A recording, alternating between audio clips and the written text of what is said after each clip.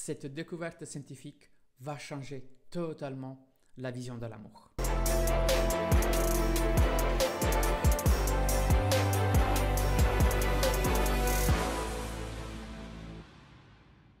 Bien retrouvé dans cette vidéo, je suis Gennaro, directeur de l'Institut ITIR, un centre de formation pour les experts de l'accompagnement qui veulent spécialiser leurs compétences pour des transformations encore plus rapides, plus profondes et plus durables pour leurs clients. Aujourd'hui, dans cette capsule, on va voir en fait une dernière découverte qui va changer littéralement et fondamentalement tout ce qu'on pensait de l'amour. Si je crée en fait juste un peu de contexte, les neurosciences, grâce en fait à les derniers instruments et images neurologiques, ont commencé depuis des années à découvrir des zones de notre cerveau dédiées à des fonctions bien précises, comme la fonction du langage, le comportement, l'apprentissage, le boire, le respirer, le manger. Donc, on a vu qu'il y a effectivement plein de zones de notre cerveau qui ont des fonctions bien spécifiques. Dans ces recherches, on a pu commencer à répondre à une théorie. Est-ce que dans notre cerveau, il y aurait une zone dédiée à le sentiment d'amour? Et ce qui est ressorti de ces recherches, c'est qu'effectivement, nous avons tous, à ce qui paraît, tous, une zone de notre cerveau dédiée à l'amour. Mais où ça se trouve? Eh bien, en fait, si on revient à les zones de notre cerveau, on a la zone donc dédiée à la survie, et c'est cet ensemble de zones du cerveau qui sont dédiées à respirer, manger, boire, uriner, donc vraiment tout ce que sont des besoins physiologiques.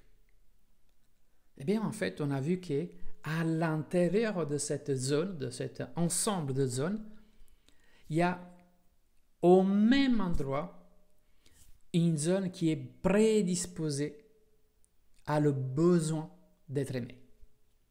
Mais si cette zone n'est pas ailleurs dans d'autres parties, mais qu'il est à l'intérieur de notre espace propre de survie, ça nous fait comprendre en fait que le besoin d'être aimé est un besoin fondamental pour rester en vie. Si on regarde en fait un peu plus de près cette découverte et on regarde en fait, je fais un exemple, la zone de respirer dédiée à la respiration, ben, vous devez savoir en fait que si on respire un air qui est empoisonné ou un peu toxique, on tombe malade. Si on mange quelque chose qui est de l'ordre en fait de périmé ou donc toxique, on tombe malade.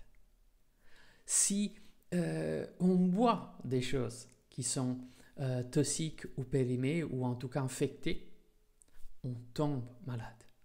Eh bien en fait, on a la même chose sur le besoin d'amour. La qualité ou la non-réception d'amour nous fait tomber malade. Mais alors, en fait, du moment qu'on a découvert, en fait, qu'un nouveau besoin fait partie de notre cerveau, et c'est le besoin d'être aimé, est-il possible que nous avons une prédisposition à la donation d'amour?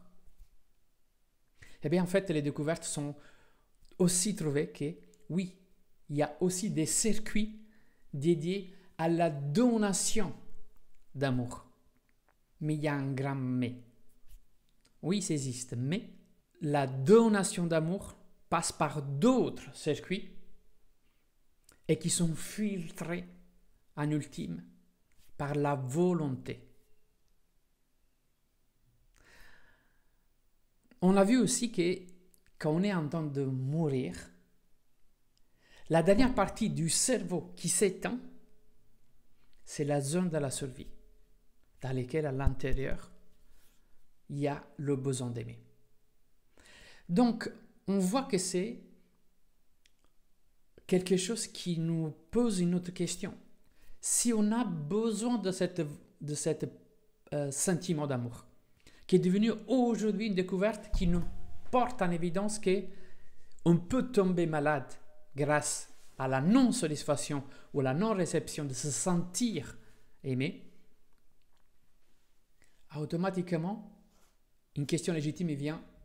Mais si les circuits de la donation passent par la volonté, donc si les circuits de l'amour passent par la volonté, c'est pour ça en fait qu'il y a une carence. Parce qu'on doit, nous, être décisionnaires de la donation. Mais si notre décision, qui passe par la volonté de donner de l'amour, jusqu'à présent a été perçue peut-être comme un geste de normalité ou un geste qui n'avait pas autant de puissance, mais grâce en fait à la découverte de ce besoin d'être aimé, il prend une autre dimension parce que la volonté de donner de l'amour, en réalité, et permettre à l'autre de ne pas éteindre ou tomber malade. Donc le geste d'amour n'est plus une simple geste on peut dire comme on l'a perçu jusqu'à présent aujourd'hui, aimer, se rapprocher, être en proximité.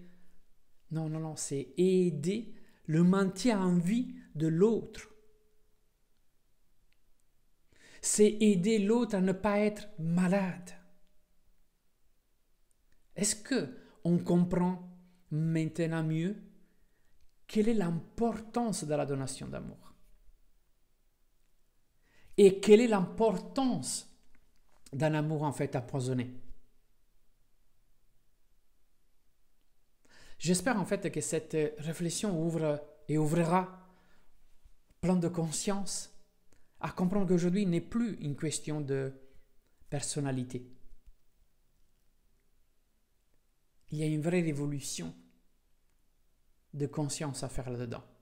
C'est pour ça que je t'invite à peut-être t'abonner à cette chaîne, peut-être à liker, commenter et à partager cette vidéo. Parce qu'on parle de survie. On parle de pas tout simplement quelque chose que jusqu'à présent on prenait à la légère. C'est comme si on pensait de s'arrêter de respirer, de manger, de boire. Jusqu'à présent, à n'importe quelle personne, on lui dit de faire une de ces choses, il prend de suite conscience, tu veux que je tombe malade, tu veux que je meure. Mais maintenant, il faut rajouter à ces principes fondamentaux ce besoin fondamental d'amour. Et nous sommes la même personne que nous avons à l'intérieur de nous, ce besoin d'aimer, d'être aimé, mais qu'on sait que notre propre système d'offrir à l'autre la possibilité de rester en santé passe par notre geste de volonté. Et si quelqu'un ne le pense pas comme nous, de donner pour aider l'autre à rester en vie, c'est l'autre fait pareil que nous. Mais c'est là en fait qu'on arrive en fait à éteindre notre propre besoin d'amour et à tomber malade. Aujourd'hui, tous sens confondus, il nous donne la permission uniquement de connaître les 30% de la connaissance de l'humain. Mais aujourd'hui, une partie importante, un pas important a été fait aussi pour comprendre un des besoins qui jusqu'à présent a été perçu comme un simple geste est devenu aujourd'hui vital. Car il est à l'intérieur de la même zone de survie, qui c'est boire, manger, respirer, faire sortir. C'est devenu physiologique pour notre survie. J'espère que tu as aimé partage cette vidéo. Je t'invite encore une fois à soutenir en fait notre chaîne. C'est un petit geste, ne te coûte rien, mais pour nous, ça aide en fait à partager l'ensemble en fait de peut-être des petites notions, mais profondément grandes pour aider l'humain. Merci encore. Je te donne rendez-vous à une prochaine vidéo. Allez, ciao!